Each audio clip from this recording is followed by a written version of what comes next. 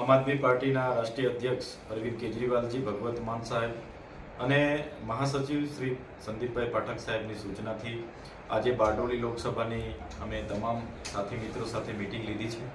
આવનાર દિવસોમાં ઇન્ડિયા એલાયન્સના ગઠબંધનમાં અમારી બારડોલી લોકસભાની સીટ પણ અમે માગી છે, ત્યારે અહીંયા અમારા જેટલા પણ ઉમેદવારો જે ઈચ્છા વ્યક્ત કરે છે એમની સાથે અમે વન બાય વન ચર્ચા પણ કરવાના છે અને સાથે તમામ સંગઠનોના સાથી મિત્રો સાથે તંદુરસ્ત અમારી ચર્ચા થઈ છે.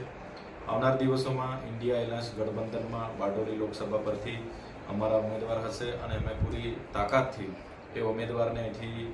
લોકસભામાં મોકલીએ એ તરફ અમારા રણનીતિ હશે. અને અહીંના સાથી મિત્રો, આગેવાનો અને લોકોની પણ એક માંગ છે કે વિધાનસભામાં જે રીતના 3,47,500 જેટલા મત અહીંથી અમને મળ્યા છે, ત્યારે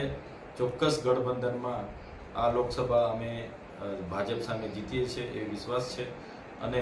અમે પૂરી મહેનતથી, પૂરી રણનીતિથી આ લોકસભામાં અમે ઉતરવાના છે.